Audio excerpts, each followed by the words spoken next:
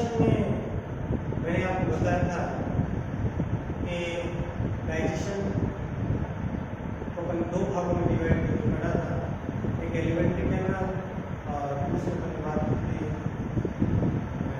Digestive gland. और alimentary canal जो है उससे एलिमेंट्री कैनाल में बात करते हैं, उसमें माउथ है, बर्बर कैविटी है, स्टमक है, इंटेस्टाइन है, रेक्टम। और इसी प्रकार से ग्लैंड्स की पर बात होती है डाइजेस्टिव ग्लैंड्स, जिसमें स्लाविक ग्लैंड्स है, लीवर है और पैंक्रियास, ठीक है, इनको अपन बात करते हैं। तो अब अपन बात करते हैं कि डाइजेशन जो है एक जनरल जानकारी प्राप्त करने तो अपन बात करेंगे अपने डाइजेशन कहाँ पर डाइजेशन होता है। जिससे सबसे पहले एलिमेंट्री के नाम का माउथ पार्ट होता था, और माउथ पार्ट का मतलब था कि दो जो अपने औसते हैं, इन दो औसतों के मध्य का जो क्षेत्र था जिसको पहले कहा था माउथ, ठीक है। और माउथ के आगे जो था वो क्या था, आपका बक्कल कैविटी। तो देखिए डाइजेशन जो होता है वो डाइजेशन कहाँ से स्टार्ट होता है, बक्कल जो कैविटी है वो बक्कल कैविटी में स्टार्ट हो जाता है। तो सबसे पहले मैं बात करूंगा डाइजेशन इन बक्कल कैविटी, डाइजेशन इन बक्कल कैविटी। अब देखिए बक्कल कैविटी जो है उस बक्कल कैविटी का मतलब क्या होता है वो अपन बात करते हैं। यहाँ पर बक्कल कैविटी का मतलब हो गया मुख गुहा। मुख गुहा में भोजन का पाचन। देखिए मुख गुहा की हम बात करें, मुख गुहा के बारे में मैंने डिटेल से बात करी थी। मुख गुहा का मतलब है कि जो दांतों से, जीभ से, ठीक है, घिरा हुआ जो क्षेत्र होता है, और जिसके अंतर्गत जैसे अपन ने भोजन लिया और भोजन के बाद के अंदर अपने जो टीथ हैं, दांत हैं, उन दांतों के द्वारा भोजन को चबाया जाता है और अपने जो मुंह में पाई जाने वाली जो लाल ग्रंथियां हैं उन लाल ग्रंथियों के द्वारा लाल का स्रावन किया जाता है। जब भोजन को चबाया जाता है तो ये लाल ग्रंथियां उनके अंदर मिल जाती है, मिक्सअप हो जाती है और भोजन जो होता है वो लसलसा बन जाता है, जिसको बोलस कहा जाता है, ठीक है। तो जो बक्कल की कैविटी होती है, मुख गुहा होती है, उस मुख गुहा में भोजन को चबाया जाता है। मतलब पाचन की क्रिया की हम बात करते हैं तो पाचन की जो क्रिया होती है वो मुख गुहा से क्या हो जाती है, स्टार्ट हो जाती है, जहां पर भोजन होगा उस भोजन को चबाया जाता है। मुख गुहा जो होती है उसके अंदर अनेक लाल ग्रंथियां जो है मौजूद होती है। हम बात करेंगे कौन कौन सी लाल ग्रंथियां जो मौजूद होंगी, जो कि क्या करती हैं, लाल का स्रावन करती हैं। और जब ये लाल का स्रावन करेंगे तो ये लाल जो है भोजन के अंदर आकर मिलेगी और भोजन में आने कर मिलने के बाद उस भोजन को लसलसा बनाएगी, ठीक है। जो भोजन होगा उसको फिर आगे रखा जाएगा, जो कि ग्रासनाल में उससे होता हुआ जो है वो आमाशय के अंदर पहुंचता है। तो देखिए अब मैं जो लाल ग्रंथि की अपन बात करते हैं, स्लाविक ग्लैंड्स की अपन बात करते हैं, तो एक इसके स्तनियों की अगर अपन बात करें, मैमल्स की अपन बात करें तो मैमल्स में चार लाल ग्रंथियां, चार जोड़ी जो है लाल ग्रंथियां पाई जाती हैं। जैसे सबसे पहले मैं बात करता हूँ इंफ्रा ऑर्बिटल ग्लैंड की। एक तो क्या है infra orbital gland, infra orbital gland, चार जोड़ी, चार पेयर जो है वो स्लाविक ग्लैंड्स होते हैं, वो स्लाविक ग्लैंड्स मौजूद होती है। किसके मध्य में, किसमें पाई जाती है, इन मैमल्स में। मैमल्स में चार जोड़ी जो है स्लाविक ग्लैंड्स जो है वो मौजूद होती हैं, लाल ग्रंथियां पाई जाती हैं। जिसमें सबसे पहले जो मैं बात कर रहा हूँ इंफ्रा ऑर्बिटल ग्लैंड। देखिए इंफ्रा ऑर्बिटल ग्लैंड जो होती है वो मनुष्य जो है उसके नेत्र कोटर जो होते हैं उन नेत्र कोटर के नीचे पाई जाती है। अपने जो नेत्र कोटर है उन नेत्र कोटर के नीचे स्थित होती है, नीचे पाई जाती है। और इसकी जो डक्ट होती है, इसकी वाहिनी जो होती है वो अपने ऊपरी मोलर के पीछे होती है। मनुष्य जो है उस मनुष्य में मैंने आपको दांत जो बताए थे, चार प्रकार के बताए थे, इंसाइजर, कैनाइन, प्रीमोलर और मोलर। ये चार प्रकार के दांत जो है वो मैंने आपको बताए थे, जिसके अंतर्गत जो मोलर होता है उस मोलर के पीछे की साइड में इनकी डक्ट होती है। ये ग्लैंड कहाँ मौजूद होती है, अपना जो नेत्र कोटर होता है उस नेत्र कोटर के पीछे स्थित होती है, नेत्र कोटर के नीचे स्थित होती है, और इसकी वाहिनी जो है वो वहां से आएगी और ऊपरी जो मोदर होगा, क्योंकि नेत्र कोटर कहाँ है, ऊपरी ऊपर की साइड में, तो यहाँ से जो है वो डक्ट आएगी, और डक्ट आने के बाद में ऊपरी जो मोदर है उन मोदर के पास के अंदर इनकी डक्ट जो है आकर खुलती है। ठीक है, जैसे ही भोजन जो है उस भोजन को लिया जाता है मुंह में, तो ये जो ग्रंथियां होती हैं एक्टिव हो जाती है और लार का सेक्रेशन जो वो करती है। मनुष्य के अंदर जो है ये ग्लैंड्स होती है प्रेजेंट होती है। दूसरी अगर बात करूं तो होती है पैरोटिड ग्लैंड। दूसरी ग्लैंड की बात करूं तो दूसरी ग्लैंड पैरोटिड ग्लैंड। देखिए पैरोटिड ग्लैंड की बात करें तो पैरोटिड ग्लैंड एक प्रकार की लाल ग्रंथि जो है वो लाल ग्रंथि होती है, जो कि एक्सटर्नल ईयर के नीचे पाई जाती है। अपना जो कान है, अपना जो बाह्य कर्ण है, जो एक्सटर्नल ईयर है, उस एक्सटर्नल ईयर के नीचे पाई जाती है कौन सी, पैरोटिड ग्लैंड। और ये जो होती है, ये चूंकि कान जो यहाँ ऊपरी साइड में है, तो यहाँ पर ऊपरी जो जबड़ा होगा उस ऊपरी जबड़े का जो इंसाइजर होता है उस इंसाइजर के नीचे, ऊपरी जबड़े के जो इंसाइजर है उन इंसाइजर के नीचे इधर जाएगी, और उस इंसाइजर जो है उस इंसाइजर के नीचे एक डक्ट, एक लंबी डक्ट वाहिनी होती है जिसको अपन स्टेंसन डक्ट कहते हैं, उसके द्वारा होती है स्टेंसन डक्ट, स्टेंसन डक्ट के द्वारा खुलेगी। तो पैरोटिड ग्लैंड कहाँ पाई जाती है, पैरोटिड ग्लैंड पाई जाती है बाह्य कर्ण के नीचे, और इसकी डक्ट जो होती है वो डक्ट खुलती है, कहाँ पर खुलती है, इसकी डक्ट ऊपरी जो इंसाइजर है उस इंसाइजर के पास में स्टेंसन डक्ट जो होगी उस स्टेंसन डक्ट के द्वारा खुलती है। नेक्स्ट में बात करूं तो सब मैंडिबुलर ग्लैंड। नेक्स्ट ग्लैंड की बात करें तो नेक्स्ट ग्लैंड है सब मैंडिबुलर ग्लैंड, सब मैंडिबुलर ग्लैंड। देखिए सब मैंडिबुलर ग्लैंड की अगर बात करें तो सब मैंडिबुलर ग्लैंड जो होती है वो जबड़ों के दोनों जो कोने हैं जहां पर दो जबड़े आपस में अगर मिल रहे हैं, जो जॉइंट स्थान है जबड़ों का खुलने वाला जो जॉइंट स्थान, जैसे जबड़ा हो गया, ये ऊपरी जबड़ा हो गया, निचले जबड़ा हो गया, तो यहाँ पर इस स्थान में से इसके ऊपर जहां पर दोनों मिल रहे हैं, तो जो जबड़ों के जो कोने हैं उन जबड़ों के कोनों पर स्थित होती है सब मैंडिबुलर जो ग्लैंड है वो वहां पर स्थित होती है, जो कि एक लंबी वाटन डक्ट के द्वारा, एक लंबी वाटन डक्ट जो होती है, वाटन डक्ट जो होगी उस वाटन डक्ट के द्वारा जो निचले इंसाइजर के दांतों के पीछे खुलती है। अपना जो निचला इंसाइजर होता है वहां पर खुलती है, ऊपरी इंसाइजर के पास में कौन सी खुलती है, पैरोटिड खुलती है, और निचली जबड़े के पास में कौन सी खुलेगी, सब मैंडिबुलर ग्लैंड जो है वो खुलेगी। कहां पाई जाएगी, दोनों जबड़ों के कोनों के ऊपर पाई जाएगी, और कौन सी डक्ट के द्वारा, वाटन डक्ट जो होगा उसके द्वारा जो है वो ये इंसाइजर जो होगा उस इंसाइजर के पीछे जो वो खुलती है। नेक्स्ट आते हैं सबलिंगुअल ग्लैंड। नेक्स्ट आएगी आपकी सबलिंगुअल ग्लैंड, सबलिंगुअल ग्लैंड। देखिए सबलिंगुअल ग्लैंड की अपन बात करते हैं तो सबलिंगुअल ग्लैंड जो होती है वो जीभ के नीचे स्थित होती है। कहां पाई जाती है, जीभ के नीचे पाई जाती है।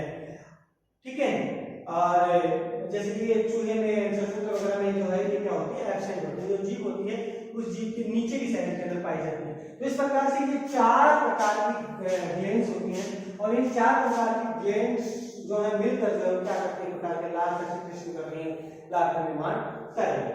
ठीक है, चार प्रकार की ग्लैंड्स, चार प्रकार की स्लाविक ग्लैंड्स जो है वो कहां किसमें मौजूद होती है, मैमल्स में पाई जाती है। दोबारा बताता हूं आपको, infra orbital gland, parotid gland, सब मैंडिबुलर ग्लैंड और सब lingual gland. Infra orbital gland, infra orbital gland. देखिए इंफ्रा ऑर्बिटल ग्लैंड की बात करते हैं तो इंफ्रा ऑर्बिटल ग्लैंड, ऑर्बिट अपना जो नेत्र कोटर होता है, ऑर्बिटल नेत्र कोटर, उस नेत्र कोटर के नीचे स्थित होती है।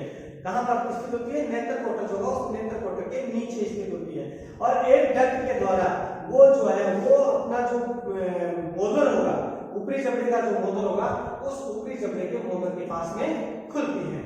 दूसरी में बात करूं तो सब पैरोटिड ग्लैंड, पैरोटिड ग्लैंड जो होती है वो कहां पाई जाती है, अपने जो जबड़े हैं, पैरोटिड ग्लैंड कहां पाई जाती है, अपना जो बाह्य कर्ण है उस बाह्य कर्ण के नीचे जो होती है वो स्थित होती है, बाह्य कर्ण के नीचे स्थित होती है, और ये जो है वो अपना जो ऊपरी जो इंसाइजर होता है उस ऊपरी इंसाइजर के पास में खुलती है, ओपन होती है। किस डक्ट के द्वारा ओपन होती है, स्टेंसन डक्ट जो होगा उस स्टेंसन डक्ट के द्वारा जो है वो ये क्या होगी, ओपन होती है, वहां पर खुलती है। सब मैंडिबुलर ग्लैंड जो होती है ये क्या होती है, अपने जो दोनों जो जबड़े हैं इन दोनों जबड़ों के कोने कोने पर जहां पर दोनों जोड़े मिल रहे हैं वहां पर ये स्थित होती है। और एक डक्ट होती है जिसको अपन वाटर डक्ट बोलते हैं, उस वाटर डक्ट के द्वारा ये अपना जो निचला इंसाइजर होता है उस निचले इंसाइजर के पास में खुलती है। और अगर सब लिंगुअल ग्लैंड की मैं बात करूं तो सब लिंगुअल जो ग्लैंड होती है वो कुछ जीभ होती है, उस जीभ के नीचे जो है वो स्थित होती है। और ये सभी लार ग्रंथियां जो है वो क्या करती है, लार का सीक्रेशन करती है, जो कि भोजन के पाचन में क्या करती है, मदद करती है। ठीक है, ये 4 प्रकार की जो है वो ग्लैंड पाई जाती है। अब अगर मैं लार के कंपोजिशन की बात करूं,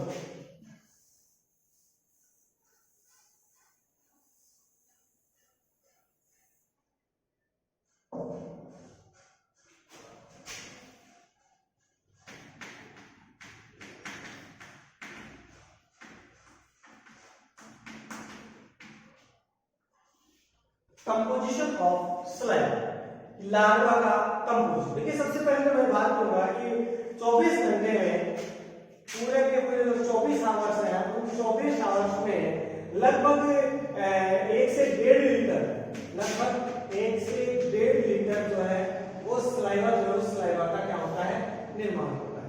पूरे 24 घंटे की बात करें, एक दिन की बात करें तो एक दिन में 1 से 1.5 लीटर जो है वो स्लाइवा जो है उसका क्या होता है, निर्माण होता है। स्लाइवा की पीएच की मैं बात करूं तो स्लाइवा जो है स्लाइवा की पीएच होती है 6.3 टू 6.8, 6.3 टू 6.8। इसका मतलब ये होगा कि 7 से कम मतलब कैसी होगी, एसिडिक होती है, मतलब डाइल्यूट एसिडिक होती है। ठीक है, वाटर की अगर मैं बात करें तो इसके अंदर वाटर का जो प्रतिशत की मैं बात करूं वो होता है 99.5%। 99.5% जो होता है स्लाइवा जो होगा उस स्लाइवा के अंदर क्या पाया जाता है, वाटर पाया जाता है। इसके अलावा इसके अंदर कुछ इनऑर्गेनिक साल्ट्स पाए जाते हैं, इनऑर्गेनिक साल्ट मौजूद होते हैं। और इनऑर्गेनिक साल्ट की यहाँ पर मैं बात करूं तो मैं कह सकता हूँ यहाँ पर जैसे आपका सोडियम क्लोराइड है वो हो गया, इसके अलावा जो है आपका पोटेशियम क्लोराइड की मैं बात कर ले वो हो गया, आपका कैल्शियम कार्बोनेट की अगर हम बात कर ले तो इसके अंदर मौजूद है। इसके अलावा अगर ऑर्गेनिक साल्ट की हम बात करते हैं, ऑर्गेनिक साल्ट की मैं बात करूं तो ऑर्गेनिक जो साल्ट होगा उस ऑर्गेनिक साल्ट के अंदर जो है वो जैसे हम कह सकते हैं म्यूकस है, ठीक है, इसलिए हम जिसको बोल सकते हैं टाइलिन नामक एंजाइम है, टाइलिन। इसके अलावा एमाइलेज है, amylase, maltase, maltase, lysozyme, lysozyme, ये सभी जो है वो भाग इसके अंदर पाए जाते हैं। इनऑर्गेनिक साल्ट जो होता है वो लगभग 0.2% होता है, 0.2%। और ऑर्गेनिक साल्ट की बात करें तो 0.3% जो है वो ऑर्गेनिक साल्ट इसके अंदर प्रेजेंट होता है। तो inorganic salt sodium chloride, potassium chloride, CaCO3। Organic salt की बात करें तो mucus, ptyalin, amylase, maltase, lysozyme. इसका केमिकल कंपोजिशन है।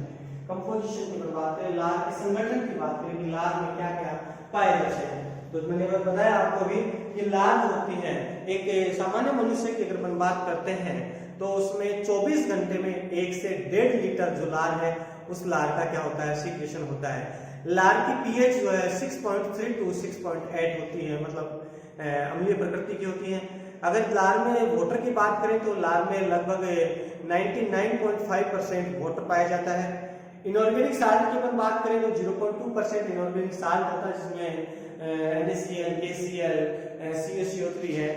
और ऑर्गेनिक साल्ट की बात करें तो 0.3% ऑर्गेनिक साल्ट होता है जिसमें mucus, ptyalin, amylase, maltase, lysozyme जैसे ऑर्गेनिक साल्ट्स होते हैं वो क्या होते हैं, मौजूद होते हैं। तो इस प्रकार से हम ये कह सकते हैं कि लार जो होती है वो लार एक प्रकार की अम्लीय नेचर की होती है। अम्लीय नेचर जो है वो लार का क्या होता है, पाया जाता है। अब हम बात करते हैं लार के कार्य। तो पहले बात की थी संगठन की, अब लार के कार्य की बात। देखिए सबसे पहले कार्य की मैं बात करूं कि जैसा कि मैंने थोड़ी देर पहले ही आपको बताया है कि भोजन को अपन ने जैसे मुंह में लिया, मुंह में लेने के बाद में दांतों के द्वारा उसको चबाया गया, चबाने के बाद के अंदर जैसे ही भोजन को मुंह में लेते हैं अपने ये जो लार ग्रंथियां होती हैं, ये लार ग्रंथियां क्या होती है, स्टोमेटल, इनके पास में संवेदनाएं पहुंचेगी। जैसे ही संवेदना इनके पास में पहुंचती है वैसे क्या होगा, लार ग्रंथियां जो होती है वो एक्टिव हो जाएंगी और वहां से लार का क्या होगा, सीक्रेशन होगा। और जब लार का सीक्रेशन होगा तो वो लार उस भोजन में मिलेगी, तो जो चबाया गया भोजन है, जिससे भोजन जो होगा वो कैसा बन जाएगा, लुदस्ता बन जाएगा, नम बन जाएगा, जिससे कि उसको आगे धकेलने में क्या होगी, आसानी होगी। बोलस के रूप में जो भोजन बने, तो भोजन को एक तो ये लार जो है वो क्या करती है, नम बनाती है, लसलसा बनाने का काम करती है। इसके अलावा लार जो होती है, लार में स्टार्च के पाचन हेतु टाइलिन एंजाइम पाया जाता है। बात की थी अपन ने टाइलिन एंजाइम की, टाइलिन एक इनऑर्गेनिक साल्ट, ऑर्गेनिक साल्ट होता है। तो लार के अंदर स्टार्च के पाचन के लिए क्या पाया जाता है, टाइलिन नामक एंजाइम जो है पाया जाता है, जो भोजन में उपस्थित जो स्टार्च होती है उसको किसमें कन्वर्ट कर देता है, माल्टोज और उस माल्टोज के अंदर कन्वर्ट कर देता है। माल्टोज जो है उस माल्टोज को किसमें, सॉरी, जो भोजन में उपस्थित जो स्टार्च है उसको किसमें कन्वर्ट कर देगा, माल्टोज में चेंज कर देता है। और ये जो माल्टोज होगा उस माल्टोज को माल्टेज होगा किसमें कन्वर्ट कर देगा, ग्लूकोज में कन्वर्ट कर देगा। ठीक, इसके अलावा लार के कार्य की बात करें तो लार जो है के कारण मुख्य भूमिका जो है, मतलब जो बक्कल कैविटी है हमेशा गीली रहती है, जिससे कि बोलने में अपने को आसानी होती है।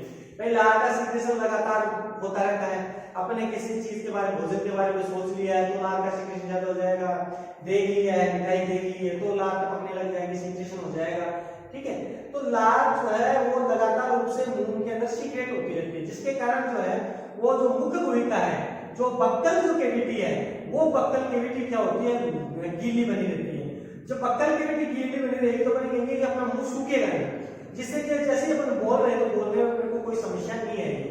अगर मान लीजिए आपका अपना जो मुंह है अंदर से शुष्क हो जाए, ड्राई हो जाए, तो बोलने में भी कुछ समस्या आती है, ढंग से अपन बोल नहीं पाते। तो लार के कारण मुख का आंतरिक वातावरण जो है वो नम बना रहता है, नरम बना रहता है, जिसके कारण से क्या होगा कि बोलने के अंदर क्या होती है, मदद मिलती है। इसके अलावा लार के अंदर लाइसोजाइम नामक पदार्थ होता है। लार में क्या पाया जाता है, लाइसोजाइम नामक पदार्थ पाया जाता है। और ये लाइसोजाइम जो होता है, ये लाइसोजाइम और ये लाइसोजाइम क्या करता है, ये हानिकारक जो बैक्टीरिया होते हैं उनको नष्ट करने का काम करता है। इसी भी जैसे मैंने भोजन किया एनिमल ने, तो उस भोजन के अंदर चूंकि क्या प्रेजेंट होता है, भोजन को जैसे मुंह में लेगा और मुंह में लेने के बाद लार का सीक्रेशन होगा, लार के अंदर क्या प्रेजेंट होता है, लाइसोजाइम प्रेजेंट होता है। तो लाइसोजाइम होगा, वो लाइसोजाइम क्या करेगा, उस भोजन में उपस्थित जो बैक्टीरिया होंगे उन बैक्टीरिया को क्या करेगा, नष्ट करने का काम करता है। ठीक है, इसके अलावा जो लार है वो लार कई प्राणियों के अंदर ताप नियमन का काम भी करती है, थर्मोरेगुलेशन का ताप नियमन का काम भी करेगी, कि जिसके अंदर अतिरिक्त जो उष्मा होती है उसको क्या कर दिया जाता है, रिमूव कर दिया जाता है, कि शरीर की अधिक उष्मा जो होती है उसको वातावरण को दे दी जाती है। कुत्ते के अंदर आपने देखा होगा कि कुत्ता अपनी जो जीभ होती है वो जीभ को बाहर निकालता रहता है और लार जो है उसको क्या करता रहता है, टपकाता रहता है। तो क्योंकि वो उसमें ताप नियमन की क्रिया जो होती है वो देखने को मिलती है। वो अतिरिक्त जो उष्मा होती है उस अतिरिक्त उष्मा को क्या करता है, लार के माध्यम से बाहर रखता है और उसके माध्यम से किसको, वातावरण को क्या करता है, प्रेषित करता रहता है। तो अपन ये कह सकते हैं कि जो ताप नियमन वाली जो क्रिया होती है, ताप नियमन की क्रिया भी लार के द्वारा जो है वो हो सकती है, क्योंकि लार का ही क्या होता है, कार्य होता है। इसके अलावा जल संतुलन की अपन बात करें तो जल संतुलन का कार्य भी लार का होता है। अब आपको कि साहब जल संतुलन का काम कैसे होता है, देखिए शरीर में जब जल की कमी हो जाती है तो लार का सीक्रेशन ऑटोमेटिकली क्या हो जाता है, कम हो जाता है। जब बॉडी के अंदर वाटर की कमी हो जाएगी, पानी की कमी हो जाएगी, तो अपनी जो लार ग्रंथि होती है उनसे लार का सीक्रेशन जो है वो क्या हो जाएगा, कम हो जाएगा। और जब लार का सीक्रेशन कम हो जाएगा तो अपनी जो बक्कल कैविटी है वो बक्कल कैविटी क्या होगी, सूखने लगेगी। और जब बक्कल कैविटी सूखने लगेगी तो अपने को प्यास हेतु संवेदनाएं जो होगी वो कहां तक जाएगी, ब्रेन तक जाएगी, तो अपने को क्या लगेगी, प्यास लगेगी। तो जैसे अपने को प्यास लगेगी अपन पानी पिएंगे तो जल बैलेंस वाली स्थिति के अंदर आ जाएगा। तो वाटर बैलेंसिंग के लिए जो है लार जो है वो क्या होती है, इंपॉर्टेंट होती है। कैसे होती है कि जब शरीर में पानी की कमी होती है तो अपना मुख जो है उसमें जो लार ग्रंथियां है वो लार ग्रंथियां अपना सीक्रेशन कम कर देती हैं। लार ग्रंथियां कम सीक्रेट होने के कारण क्या होगा कि जो बक्कल कैविटी है वो बक्कल कैविटी ड्राई होने लगेगी, सूखने लगेगी। जब बक्कल कैविटी सूखने लगेगी तो प्यास हेतु संवेदनाएं जो होंगी वो संवेदनाएं कहाँ जाएगी, ब्रेन तक जाएगी, नर्वस सिस्टम तक जाएगी, और जैसे ही वो सूचनाएं वहां पर जाएगी तो अपने को प्यास का अनुभूति होगी और अपन पानी पीने की चेष्टा करेंगे, और अगर अपन ने पानी पी लिया तो जल संतुलन वाली क्रिया में वापस से आ जाएंगे। इसके अलावा अपन बात करें कि जो लार होती है वो लार भोजन को बोलस के रूप में कन्वर्ट करने में भी इंपॉर्टेंट होती है। तो ये जो सभी बातें अपन ने बताई हैं, ये बातें मैंने किसकी बताई है, बक्कल कैविटी की मैंने बात बताई है, जिसके अंदर लार है, उस लार के सीक्रेशन की बात बताई है। चार प्रकार की, चार जोड़ी स्लाविक ग्लैंड्स जो है उसके द्वारा लार का सीक्रेशन किया जाता है। Infra orbital gland, parotid gland, submandibular gland, sublingual gland. Infra orbital gland की अगर हम बात करें तो इंफ्रा ऑर्बिटल जो ग्लैंड होगी वो कहाँ होगी, नेत्र कोटक के पीछे है। पैरोटिड ग्लैंड की बात करते हैं तो बाह्यकर्ण के पीछे है। सबमैंडिबुलर की अगर हम बात करते हैं तो दोनों जबड़ों के बीच में किनारों पर, और सबलिंगुअल की बात करते हैं तो जीभ के नीचे। ये लार जो है वो यहाँ से लार का सीक्रेशन होगा, और लार का जो नियंत्रण होता है वो लार का नियंत्रण किसके द्वारा होता है, लार का नियंत्रण होगा तंत्रिका तंत्र जो होगा, अपना जो नर्वस सिस्टम होगा उस नर्वस सिस्टम के द्वारा लार का नियंत्रण होता है। ठीक है, अब देखिए जैसे ही भोजन होगा तो उस भोजन को चबाया गया, लार निर्मित की गई, उसके बाद में भोजन किस में बदला, बोलस में बदला। ठीक है, भोजन किस रूप में, बोलस के रूप में कन्वर्ट होगा। अब ये बोलस भोजन होगा, इस भोजन को मुख से आगे निकाला जाता है, मुख से आगे धकेला जाएगा, तो मुख से आगे जाएगा, पीछे नहीं जाएगा, वापस नहीं आएगा। तो नहीं आएगा, मैंने बताया था आपको कि अपने तालु जो दोस्तों तालु वाली होते हैं। ठीक है, तो आगे का भाग कठोर होता है, पीछे तालु का भाग क्या होता है, सॉफ्ट होता है, तो वो पीछे की तरफ धकेला जाएगा। तो पीछे की तरफ क्या मौजूद होता है, ओइसोफेगस मौजूद होता है, ग्रासनाल मौजूद होता है। तो ये भोजन जो है वो बोलस के रूप में कहां जाएगा, ओइसोफेगस में जाएगा, ग्रासनाल में जाएगा। आपको मैंने बताया था कि ग्रासनाल में कोई भी किसी भी प्रकार का कोई पाचक एंजाइम जो है वो नहीं पाया जाता है, और चूंकि ग्रासनाल में कोई पाचक एंजाइम नहीं पाया जाता है, अतः ग्रासनाल में भोजन का पाचन नहीं होता है। जब ग्रासनाल में भोजन का पाचन नहीं होता तो फिर क्या होता है, ग्रासनाल जो है वो क्या काम करता है, ग्रासनाल एक मार्ग प्रदान करता है जिससे होकर जो बोलस है वो बोलस कहाँ जाता है, ओइसोफेगस से आगे क्या आएगा, स्टमक आएगा, आमाशय से आएगा, आमाशय में भोजन जाता है। तो इसके बाद में डाइजेशन बक्कल कैविटी, उसके बाद में फिर ओइसोफेगस, ओइसोफेगस में डाइजेशन होता नहीं है, तो इसके बाद में क्या लेंगे, आमाशय, स्टमक।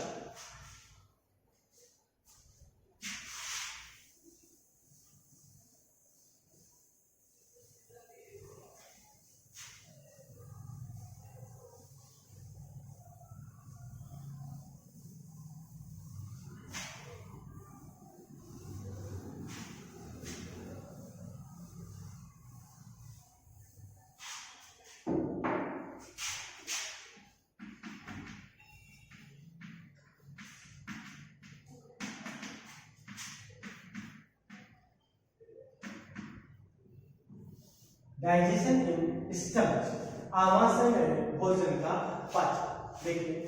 देखिए जैसे ही भोजन जो है वो बोलस के रूप में आमाशय के अंदर आता है, आमाशय में आएगा तो वहां पर भोजन का क्या होता है, पाचन वाली क्रिया होती है।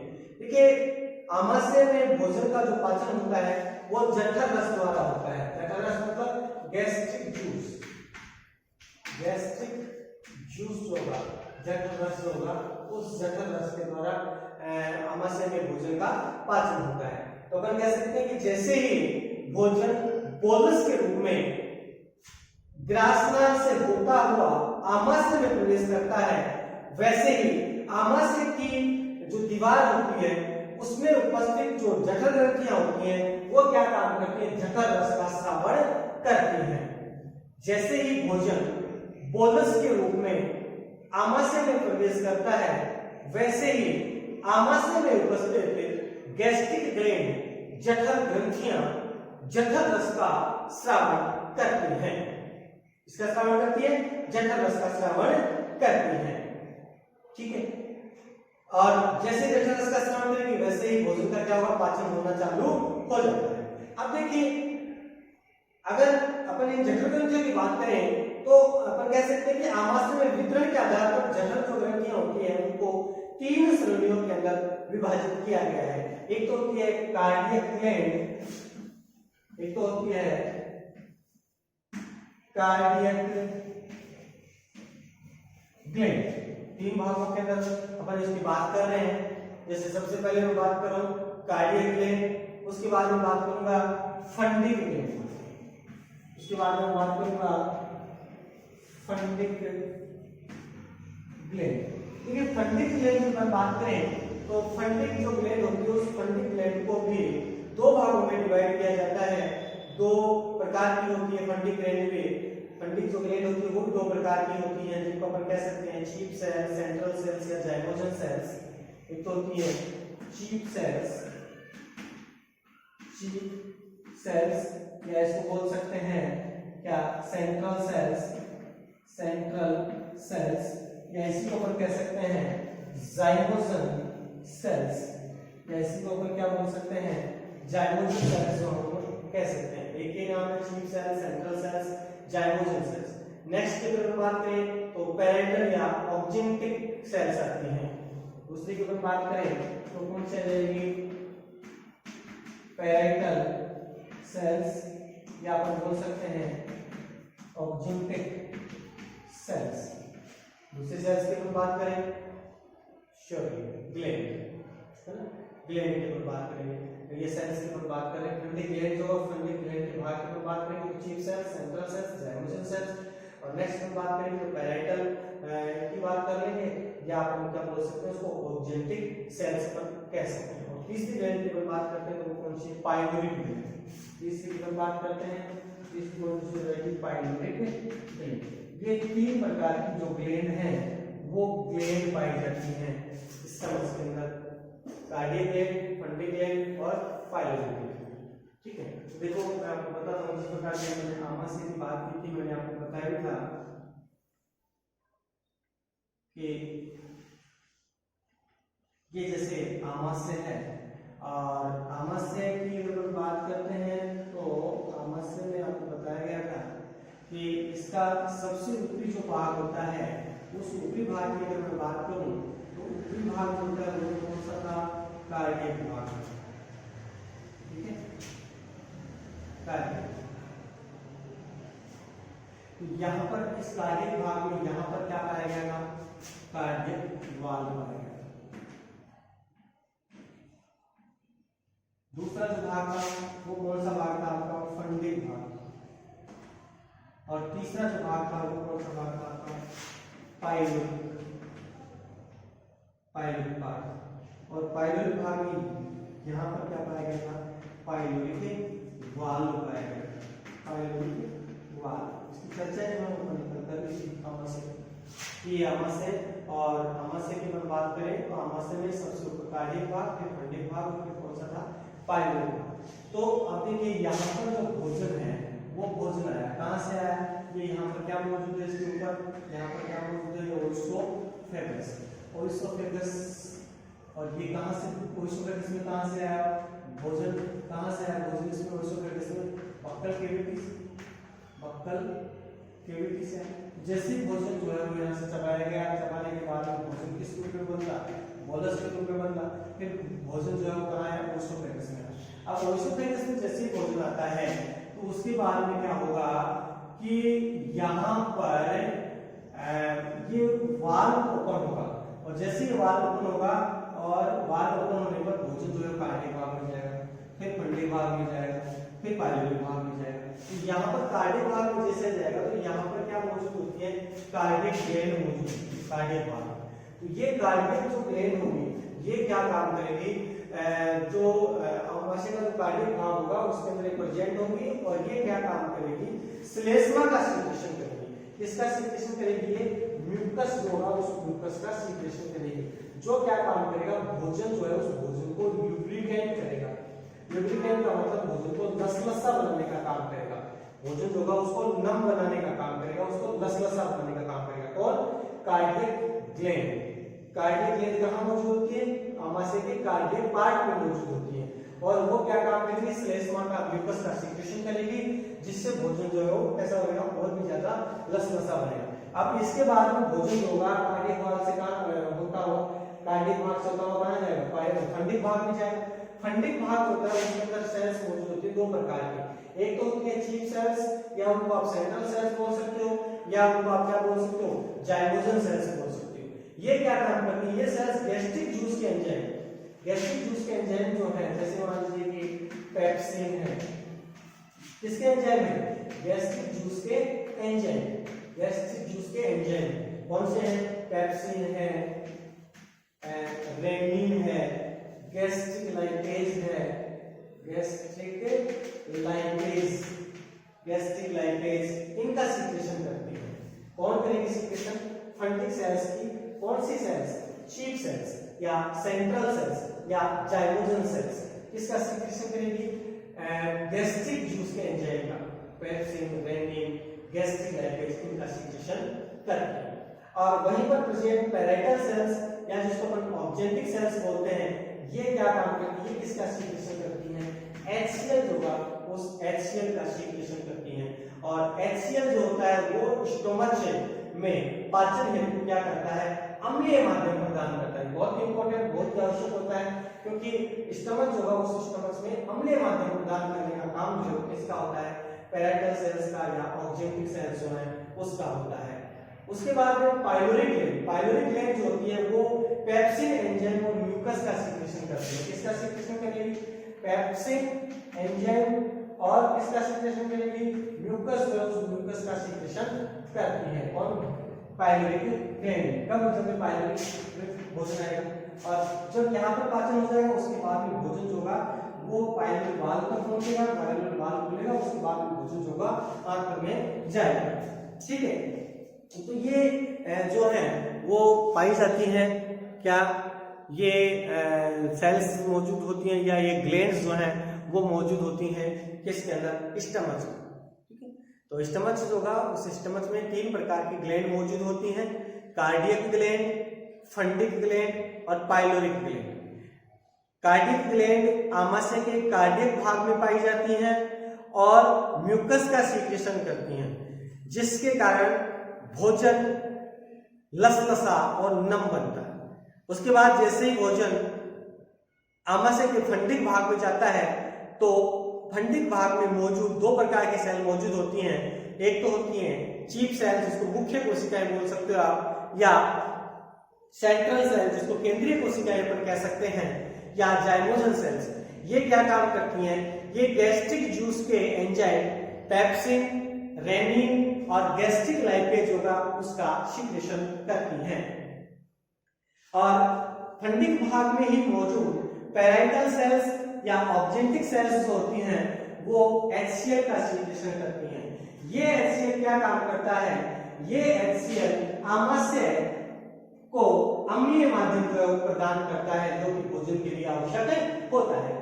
तीसरी ग्लैंड पाइलोरिक ग्लैंड होती है, जो कि आमाशय के पाइलोरिक पार्ट से सीक्रेट होती है और ये पेप्सिन और ग्लूकोज का सीक्रेशन करती है। उसके बाद यहाँ से भोजन के पाचन के बाद भोजन जो है वो आंत्र में जाएगा।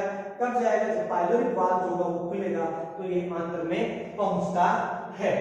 ठीक है, तो ये जो है वो अपने बात की है स्टमक में पाई जाने वाली जो ग्लैंड्स हैं उनकी बात की। तो इसमें मेन जो रोल हुआ वो किसका हुआ, जठर रस का हुआ, गैस्ट्रिक जूस का हुआ। तो अब अपन गैस्ट्रिक जूस है इसका एक केमिकल कंपोजिशन की अपन बात कर लेते हैं यहाँ पर भी।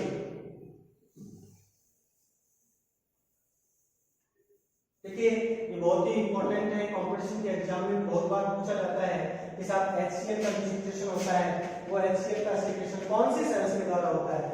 ऑप्शन आपको दे दिया गया, parietal cell, chief cells, cardiac cells, pyloric cells. तो बहुत बार पूछा गया है, बहुत इंपॉर्टेंट है कि कार्डियक ग्लैंड जो होगा उनसे कौन किसका सीक्रेशन होता है, म्यूकस का। फंडिक जो होगा उससे किसका होगा, HCl का होगा, पेप्सिन, रेनिन इनका सीक्रेशन होगा। या आपसे पूछ ले कि साहब चीफ सेल से या जाइमोजन सेल से किसका सीक्रेशन होता है, या आपसे पूछ ले कि पैरेंटल सेल से ऑब्जेक्टिव सेल से किसका सीक्रेशन होता है, या पाइलोरिक ग्लैंड से कौन सा किसका सीक्रेशन होता है। बहुत इंपॉर्टेंट क्वेश्चन बनते हैं इसके अंदर कंपटीशन की दृष्टि से भी। अब हम बात करते हैं गैस्ट्रिक जूस। देखिए गैस्ट्रिक जूस जो होता है वो गैस्ट्रिक एक सामान्य व्यक्ति को अपन बात करें तो 24 घंटे में लगभग 1 से लेकर 3 लीटर तक गैस्ट्रिक जूस जो है उस गैस्ट्रिक जूस का सीक्रेशन होता है। इसकी पीएच की मैं बात करूं तो इसकी पीएच होती है 1.0 से 1.5, मतलब एसिडिक नेचर होगा। और एसिडिक की अगर हम बात करें तो हाई एसिडिक होता है, अति अम्लीय होता है। और इसी कारण मैंने बताया था आपको कि आमाशय जो होता है उस आमाशय को अम्लीय माध्यम प्रदान करता है। तो गैस्ट्रिक जूस होगा, उस गैस्ट्रिक जूस की पीएच कितनी होगी 1.0 से 1.5 तक होगी, अति अम्लीय होता है। और इसके अंदर वाटर की अगर हम बात करते हैं तो 99.9% जो है वो क्या मौजूद होता है, वाटर मौजूद होता है। गैस्ट्रिक जूस में 99.9% वाटर जो है वो मौजूद होता है। इसके अलावा यहाँ पर वही इनऑर्गेनिक साल्ट के रूप में यहाँ पर पाया जाता है, इनऑर्गेनिक साल्ट के रूप में यहाँ पर पाया जाएगा सोडियम है, पोटेशियम है, कैल्शियम है, मैग्नीशियम है, ये यहाँ पर पाए जाते हैं। और ऑर्गेनिक साल्ट की बात करें तो ऑर्गेनिक साल्ट के रूप में ऑर्गेनिक साल्ट की बात करूं तो ऑर्गेनिक साल्ट के रूप में अपन कह सकते हैं यहाँ पर म्यूकस है, पेप्सिनोजन है,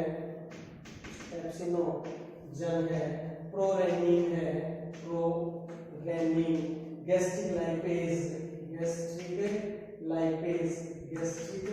लाइपेज है ना, ये जो है वो क्या होते हैं यहाँ पर पाए जाते हैं।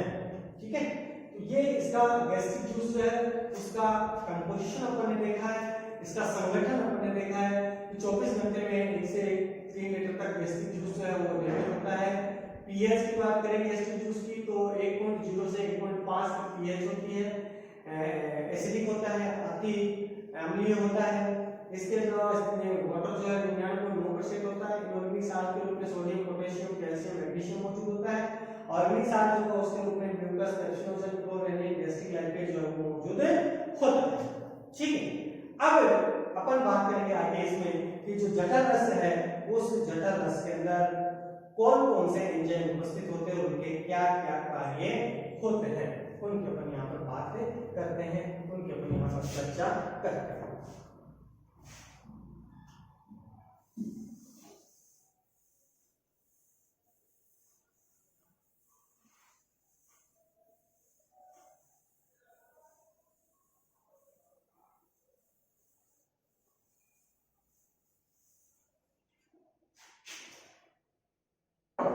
देखिए जठरस होता है, उस जठरस के अंदर पेप्सिनोजन जो होता है वो पेप्सिनोजन एक प्रकार से इनएक्टिव फॉर्म के अंदर इसके अंदर मौजूद होता है।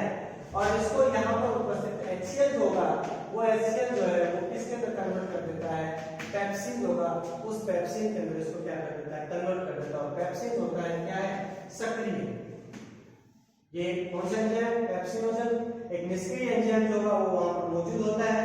और जिसको HCl जो होता है वो किसमें कन्वर्ट कर देता है, सक्रिय पेप्सिन जो होगा उसके अंदर कन्वर्ट कर देता है। इसके अलावा इसमें प्रोरेनिन जो है वो मौजूद होता है।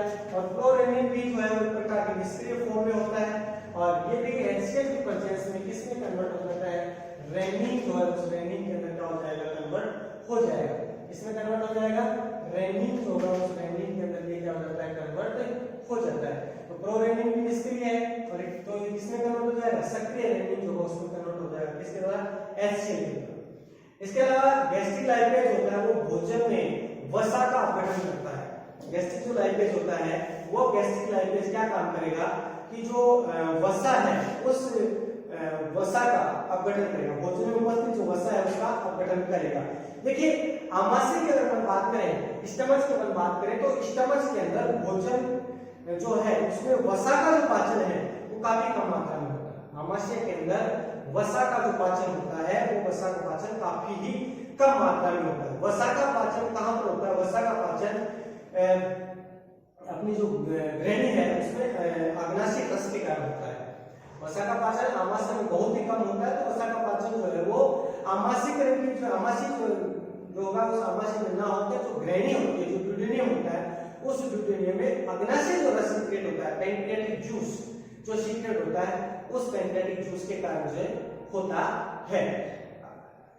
अग्नाशय का जूस होगा, पैंक्रियाटिक जो जूस होगा उस पैंक्रियाटिक जूस के द्वारा। देखिए अगर ड्यूडेनियम की बात करें, ग्रहणी की बात करें तो वहां पर एक तो बाइल जूस सीक्रेट होता है और एक कौन सा जूस सीक्रेट होता है, पैंक्रियाटिक जूस सीक्रेट होता है। तो आमाशय में वसा का पाचन जो है वो काफी कम मात्रा में होता है।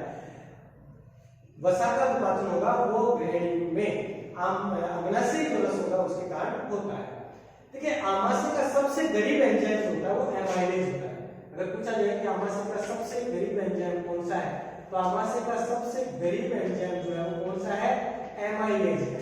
गरीब एंजाइम, पुअर एंजाइम जो है वो पुअर एंजाइम कौन है, गरीब एंजाइम कौन है, आमाशय का सबसे गरीब एंजाइम एमाइलेज। क्यों है एमाइलेज आमाशय का सबसे गरीब एंजाइम, क्योंकि इसका पाचन नहीं होता है।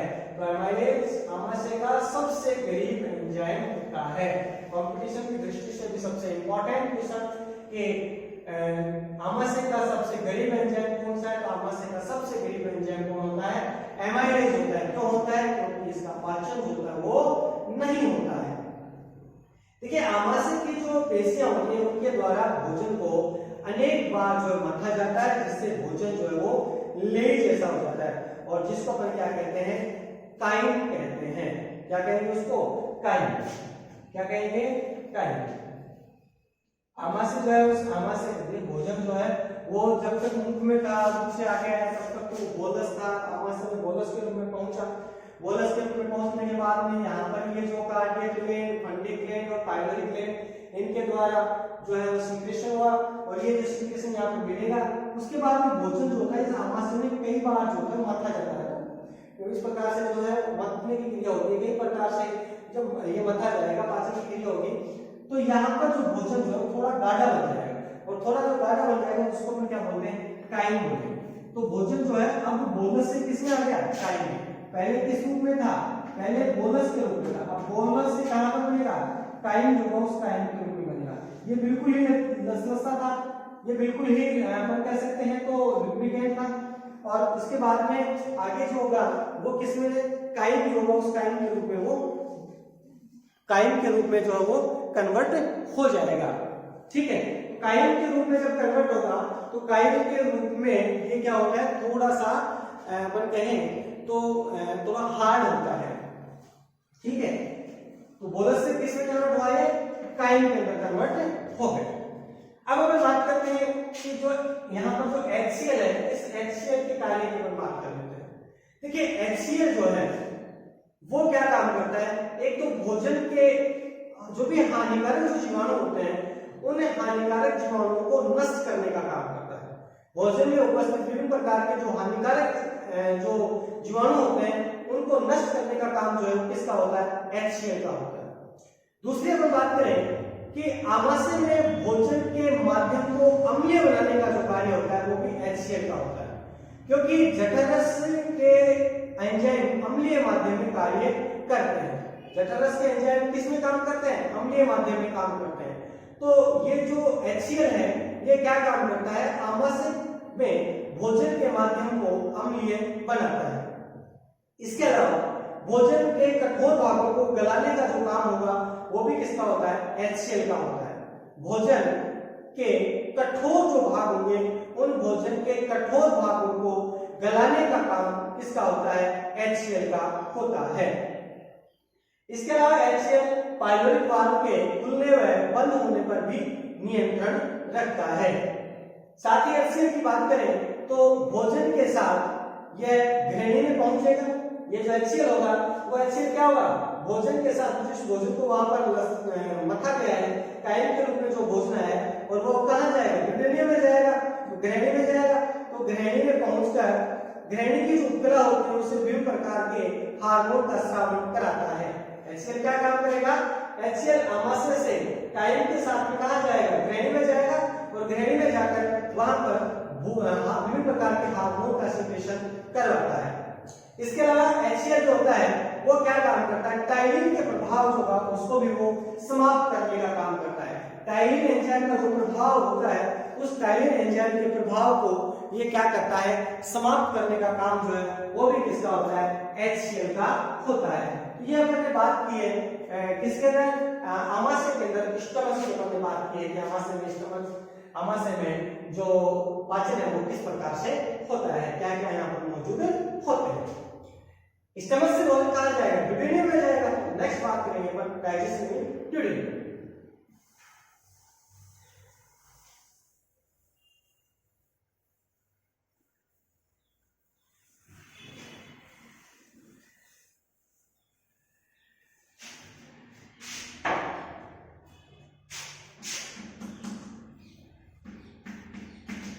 डाइजेशन ड्यूडेनियम, ड्यूडेनियम का मतलब होता है ग्रैनी। क्या होता है, ग्रैनी। तो ग्रैनी के अंदर पाचन, ठीक है। तो देखिए जैसे ही आमाशय का ये जो पाइलोरिक वाल्व होगा, ये पाइलोरिक वाल्व ओपन होगा, वैसे ही भोजन किस रूप में, टाइम के रूप में कन्वर्ट हो गया। तो भोजन टाइम के रूप में कहां प्रवेश करता है, ग्रैनी में प्रवेश करता है। और ग्रैनी में जैसे प्रवेश करेगा तो ग्रैनी की सतह से किसी भी प्रकार के पाचक रस का स्राव नहीं होता है। ग्रैनी की सतह से किसी प्रकार के पाचक रस का स्राव नहीं होता है, लेकिन इसकी भूमिका जो होगी उससे एक तो किसका, बाइल जूस का सिक्रेशन होता है, एक तो किसका होगा, पीत रस बाइल जूस का सिक्रेशन होगा, और एक किसका सिक्रेशन होगा, पैंक्रियाटिक जूस।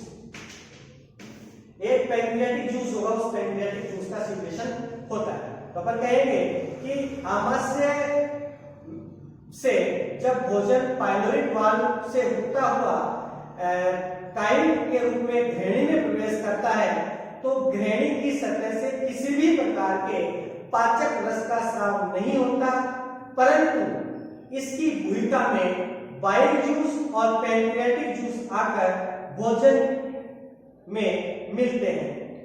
और अगर अपन बात करें बाइल जूस की, तो बाइल जूस तो कहां से सीक्रेट होगा, लीवर से। बाइल जूस कहां से सीक्रेट होगा, लीवर से सीक्रेट होगा। और पैंक्रियाटिक जूस कहां से सीक्रेट होगा, पैंक्रियास से। अगला से इसका नाम से पता चल रहा है, पैंक्रियास।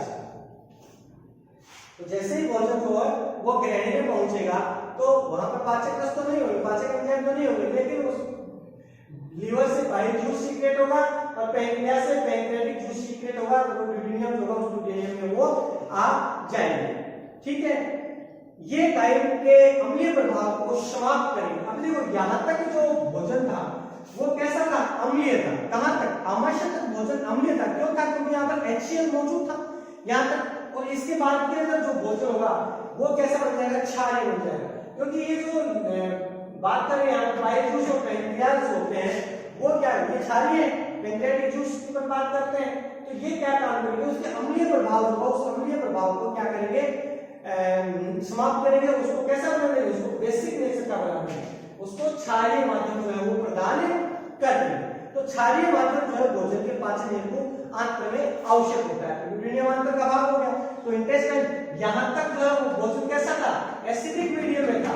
किस मीडियम था, एसिडिक। और इसके बाद में स्टमक के आगे जब भोजन जाएगा तो किस मीडियम में जाएगा, क्षारीय माध्यम में जाएगा। उसको क्षारीय माध्यम में कन्वर्ट करने का काम कौन कर रहा है, एक तो बाइल जूस, और दूसरी अपन बात करते हैं तो दूसरा कौन सा हो जाएगा आपका, पैंक्रियाटिक जूस होगा, वो हो जाएगा। अब अपन बात करते हैं कि जो बाइल जूस है, उस बाइल जूस की अपन बात करें कि बाइल जूस क्या होता है, इसका कंपोजिशन क्या है। देखिए बाइल जूस के बारे में मैंने बताया, इसकी नेचर जो होती है वो कैसी होती है, बेसिक।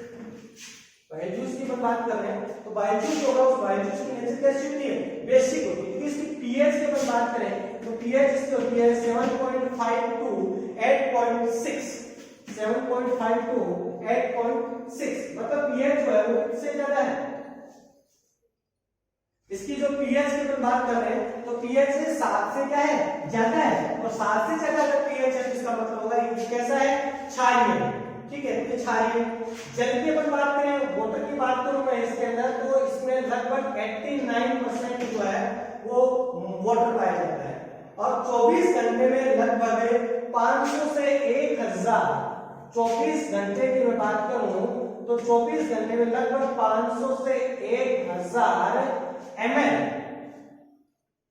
मिलीलीटर जो बाइल जूस है, उस बाइल जूस का क्या होता है, सीक्रेशन होता है। 24 घंटे में लगभग 500 से 1000 ml बाइल जूस का सीक्रेशन होता है। अब इसमें पाया क्या जाता है, देखिए इसमें तो बाइल साल्ट पाया जाता है। क्या क्या पाया जाता है, बाइल साल्ट जो है वो बाइल साल्ट पाया जाएगा, लगभग 6% बाइल साल्ट होता है। इसके अलावा इसके अंदर बाइल पिगमेंट्स पाए जाते हैं, बाइल साल्ट जो है वो बाइल साल्ट पाया जाएगा। इसके अलावा बाइल पिगमेंट्स जो है वो बाइल पिगमेंट्स पाए जाएंगे। कोलेस्ट्रॉल जो है वो कोलेस्ट्रॉल पाया जाएगा। क्या पाया जाएगा? कोलेस्ट्रॉल जो है वो पाया जाएगा, लगभग 0.8% कोलेस्ट्रॉल पाया जाएगा। 3.4% जो है वो लगभग इसके अंदर क्या प्रेजेंट होते हैं? बाइल पिगमेंट्स जो है वो प्रेजेंट होते हैं। लेसिथिन जो होता है वो प्रेजेंट होता है इसके अंदर। लेसिथिन जो है वो 0.3% जो है वो क्या मौजूद होता है इसके अंदर? लेसिथिन जो है वो लेसिथिन मौजूद होता है। और 0.5% इनऑर्गेनिक साल्ट मौजूद होते हैं। इनमें ऑर्गेनिक साल्ट, इनऑर्गेनिक साल्ट कितने मौजूद होंगे? 0.5% जो है वो क्या मौजूद होता है? इनऑर्गेनिक साल्ट जो है वो मौजूद होते हैं। ये इसका बाइल जूस का कंपोजिशन हो गया कि बाइल जूस जो है उसकी नेचर कैसी होती है? बेसिक होती है, क्योंकि इसका पीएच 7.5 से 8.6 होता है। ये 24 घंटे में लगभग 500 से 1000 ml जो है वो क्या करते हैं? बाइल जूस का सीक्रेशन होता है। इसके अंदर 89% वाटर होता है। इसके अंदर बाइल साल्ट जो होता है वो कितना होता है? 6% बाइल साल्ट पाया जाएगा। पीत लवण जिसको हम बोल सकते हैं। इसमें पीत वर्णक की अगर हम बात करें तो वो कितने पाए जाते हैं? 3.4% जो है इसके अंदर क्या प्रेजेंट होंगे? पीत वर्णक प्रेजेंट होते हैं। इसके अलावा कोलेस्ट्रॉल की बात करें तो 0.8% जो है वो कोलेस्ट्रॉल मौजूद होता है। लेसिथिन की बात करूं तो 0.3% इसमें लेसिथिन मौजूद होता है। और ऑर्गेनिक साल्ट की बात करें तो 0.5% तक इसमें ऑर्गेनिक साल्ट जो है वो मौजूद होते हैं। ठीक है, ये सारे किसके पार्ट हो गए? बाइल जूस के। अब अपन बात करते हैं कि सर बाइल जूस है उसके क्या क्या कार्य है। तो देखिए बाइल जूस एक तो वसा का पाइशीकरण करता है। पाइशीकरण का मतलब होता है कि वसा के बड़े जो अणु होते हैं उन बड़े अणुओं को छोटे अणुओं में तोड़ने का काम करता है। तो वसा का पाइशीकरण करने का काम कौन करता है? कौन करेगा? बाइल जूस करता है। इसके अलावा वसा का अवशोषण पीत लवणों की सहायता से होता है। वसा के अवशोषण की बात करते हैं तो वसा का अवशोषण कौन करता है? पीत लवण। बाइल साल्ट जो है उन बाइल साल्ट के द्वारा पीत लवण जो है उनका क्या होता है? अवशोषण होता है। तो पीत लवणों के लवण जो होंगे उनकी सहायता से वसा का अवशोषण होता है। नेक्स्ट अगर बात करें इसके कार्य की तो वसा में घुलनशील विटामिन, और वसा में घुलनशील विटामिन मतलब फैट सॉल्युबल विटामिन कौन कौन से? ए, डी, ई और के। ये तो फैट सॉल्युबल विटामिन हो गए। और विटामिन बी और सी कौन से हैं? वाटर सॉल्युबल विटामिन है। तो fat soluble vitamin, vitamin A, vitamin D, vitamin E और विटामिन के का अवशोषण होता है वो किसके द्वारा होता है? बाइल जूस के द्वारा होता है। पीत रस होगा उसके द्वारा होगा ना। तो वसा जो है उस वसा में घुलनशील विटामिन ए, डी, ई, के का अवशोषण भी पीत रस द्वारा होता है। नेक्स्ट बात करें तो ग्रहणी में भोजन के माध्यम को ये क्षारीय बनाने का काम करता है। ग्रहणी जो होगा उस ग्रहणी में भोजन के जो माध्यम होगा उस भोजन के माध्यम को ये क्षारीय बनाता है। ग्रहणी में भोजन का जो माध्यम होगा उस भोजन के माध्यम को क्षारीय बनाने का जो काम होता है वो भी किसका होता है? पीत जूस का, पीत रस होगा उसका होता है। और इसके अलावा हानिकारक जो जीवाणु होते हैं उन हानिकारक जीवाणुओं को नष्ट करने का जो काम होता है वो भी किसका होता है? बाइल जूस का होता है। विभिन्न प्रकार के जो हानिकारक जो जीवाणु हैं उनको नष्ट करने का काम जो होगा वो भी किसका होता है? बाइल जूस जो है उसका होता है। ये सारे के सारे जो मैंने आपको बताए हैं ये क्या है? ये बाइल जूस जो है उस बाइल जूस के कार्य मैंने आपको बताया। उसके बाद बाइल जूस के बाद में यहाँ पर क्या मौजूद होता है? क्या पाया जाता है? Pancreatic juice. तो चलो उसकी भी बात कर लेते हैं हम। पैंक्रियाटिक जूस की भी बात कर लेते हैं। ये तो बाइल जूस की बात, बाइल जूस की बात करते हैं। पैंक्रियाटिक जूस की बात कर लेते हैं। कौन सा जूस?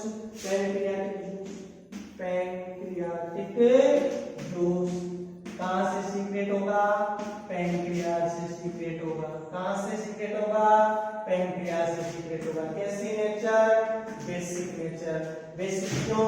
क्योंकि पीएच कितनी होती है? 7.5 से 8.0 तक इसकी क्या होती है? पीएच होती है। तो पीएच की बात करूं तो 7.5 से 8.0 इसकी क्या होती है? पीएच होती है। तो अपन कह सकते हैं कैसा है? क्षारीय है। 24 घंटे में, 24 घंटे की बात करूं तो 24 घंटे में कितना लगभग 500 से 800 ml, 24 घंटे में लगभग 500 से 800 ml जो है वो ग्लासेस जो है उसका क्या होता है सिक्रीशन होता है। इसमें वाटर की अगर बात करें तो वाटर इसमें 98.5% जो है वो वाटर जो है इसके अंदर मौजूद होता है अग्नाशय रस में। इसके अलावा इनऑर्गेनिक की बात करें तो इनऑर्गेनिक साल के रूप में इनऑर्गेनिक साल होगा उसके रूप के अंदर हम कह सकते हैं इसके अंदर सोडियम है, पोटेशियम है ना, इसके अलावा कैल्शियम, मैग्नीशियम ये इसके अंदर मौजूद होते हैं। इनऑर्गेनिक कौन कौन से? सोडियम, पोटेशियम, कैल्शियम, मैग्नीशियम मौजूद होते हैं। और ऑर्गेनिक की अगर हम बात करें तो ऑर्गेनिक के रूप में इसमें होते हैं ट्रिप्सिनोजन, क्या मौजूद होते हैं? ट्रिप्सिनोजन जो है वो मौजूद होगा, या कीमोट्रिप्सिनोजन, कीमोट्रिप्सिनोजन जो है वो मौजूद होता है इसके अंदर। एमाइलेज की अगर हम बात करें तो एमाइलेज होगा, वो एमाइलेज इसके अंदर मौजूद होगा। सुक्रेज, लाइपेज, सुक्रेज, लाइपेज, ये सभी जो है इसमें ऑर्गेनिक सब्सटेंस के रूप में यहाँ पर क्या होते हैं मौजूद होते हैं।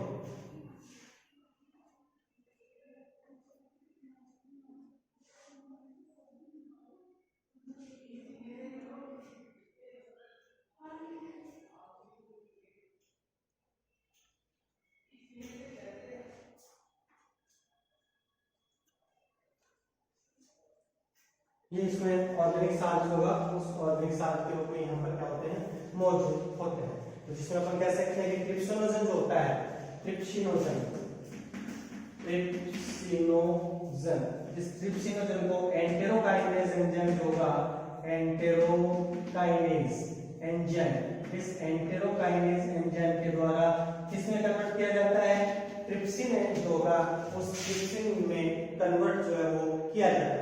कीमोट्रिप्सिनोजन जो होता है, कीमोट्रिप्सिनोजन, तो कीमोट्रिप्सिनोजन जो होगा उस कीमोट्रिप्सिनोजन को किसमें कन्वर्ट किया जाता है? कीमोट्रिप्सिन जो होगा उस कीमोट्रिप्सिनोजन को किसमें? कीमोट्रिप्सिन जो होगा उसमें कन्वर्ट किया जाता है। किसके द्वारा? ट्रिप्सिन नामक एंजाइम के द्वारा। किसके द्वारा? ट्रिप्सिन नामक जो एंजाइम होगा उस ट्रिप्सिन नामक एंजाइम के द्वारा कीमोट्रिप्सिनोजन को कीमोट्रिप्सिन जो होगा उसके अंदर कन्वर्ट किया जाता है। जो पॉलीपेप्टाइड होते हैं उन पॉलीपेप्टाइड को, जो पॉलीपेप्टाइड होंगे उन पॉलीपेप्टाइड को कन्वर्ट किया जाता है किसके रूप में? एमिनो एसिड के रूप में। ये का मतलब क्या? एमिनो एसिड जो उस एमिनो एसिड के रूप में कन्वर्ट किया जाता है। कौन करेगा? कार्बोक्सीपेप्टाइडेज। कौन करेगा? कार्बोक्सीपेप्टाइडेज होगा, उस कार्बोक्सीपेप्टाइडेज